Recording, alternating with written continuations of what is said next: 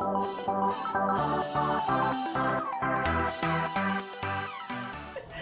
hi, I'm Christy from Tales of the Ravenous Reader. And I'm Nancy. And we're here with Simon Curtis.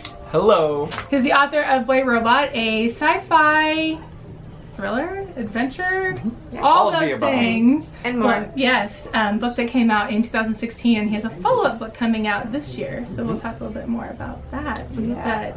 But do you want to talk a little bit about Boy Robot and what it's about?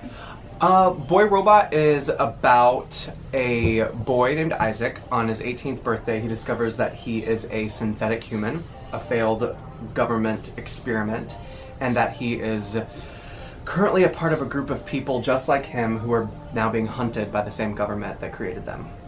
And it goes from there. So it's a story of a group of young adults who kind of discover they have extraordinary abilities and something a little bit more than that under the skin, right? Yes. So, but the story is so much more than that. It's more than just that on the surface. So tell us a little bit about writing that story that explores what it is, what humanity really is. Yeah, I mean, I think I wrote the story really to be a metaphor about people, young people, this day and age, who feel and are othered. You know, I think especially right now, it's really culturally applicable, you know, for people feeling, you know, so much intense prejudice, even from our government itself. And, you know, I really wanted to write a story that's been brewing in me for a very long time that's about that, and that reflects that, even though it might be, you know, about people who are, you know, overtly different with, you know, these superhuman abilities and things like that, but it's really a metaphor for what's going on in the world today. That does raise a lot of questions. Mine was, what makes a person human? Is it how we think? Is it our biology? What's your take on it? I mean, I think when you start asking the question, what makes us human, you have to start delving into consciousness. You have to start, you know, examining, well, what are the things that we acknowledge in other humans? And, you know, I think it's so fascinating. I mean, it's fascinating, terrifying, and sad how so many of us discredit other humans' humanity, you know, much less when you're talking about people who are, you know, synthetic organisms or robots. You know, so I think I really love right now that a lot of sci-fi culturally seems to be examining that question, because that's something that's been kind of coming up for me a lot the past several years. You know, so if you want to talk about what makes something human, you know, for me it's the capacity to love. It's the capacity to feel empathy.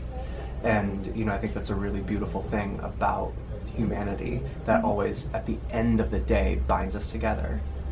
That's why I loved your book, Yeah. that Thank concept you. right there. So you and Simon Pulse partnered with It Gets Better and the Trevor Project to support the LGBT community.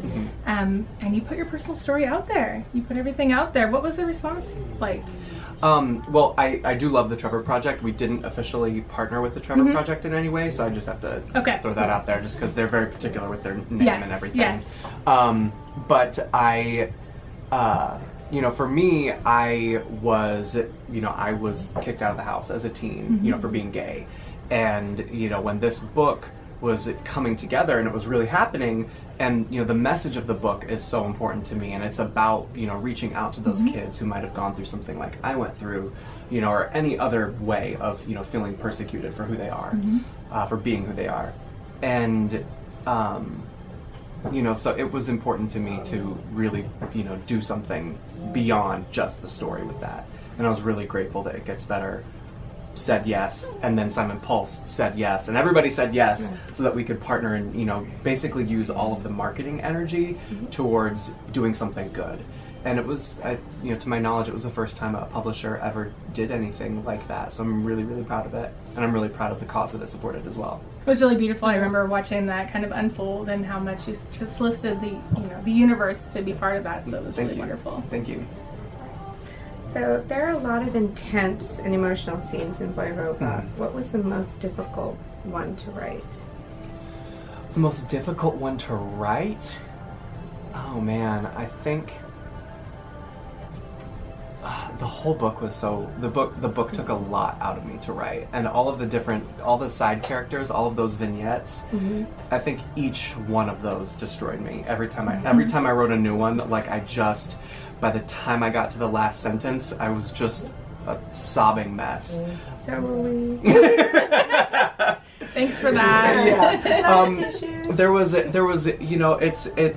I think honestly one of the trickiest ones for me to write was the shortest one, was the one, about the man who created the robots. And because there's a sequence, because I'm a leukemia survivor, and his wife, one of the character's mothers in the book, dies of leukemia, and that one left me a mess. I can't even, through editing, I can't go back and read it without just falling apart completely.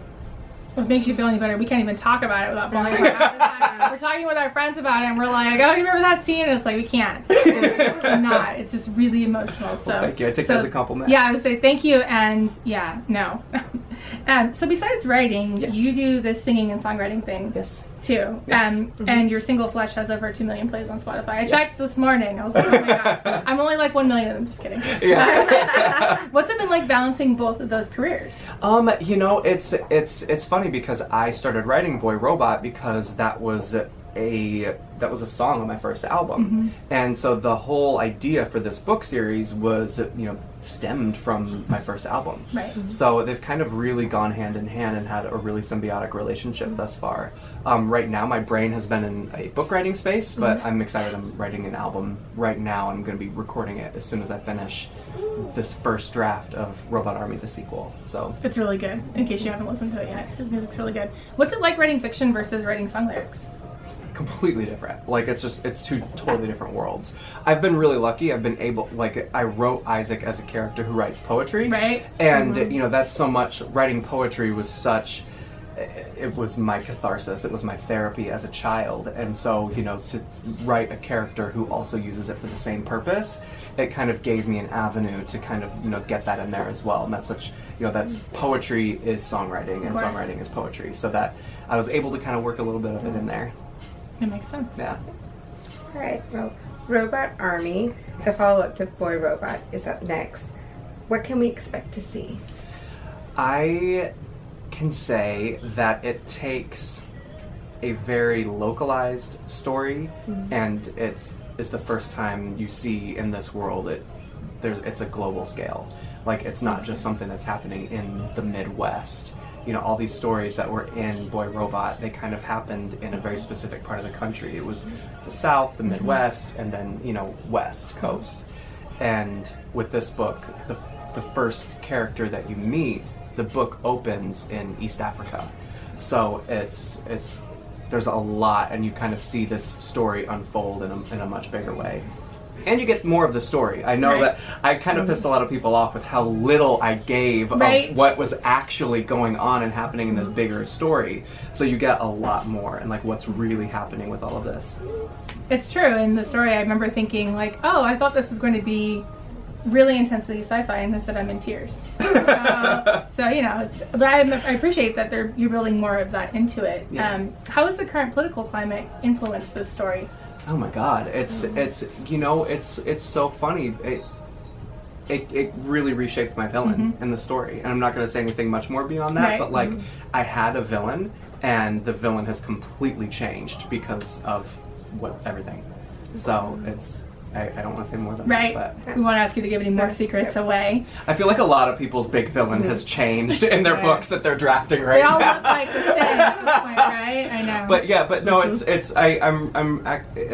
I think it's really difficult right now to get into a creative space, but I think it's also super necessary. Yeah. And I've been to the point now where I'm really just trying to put my positive message back out there, and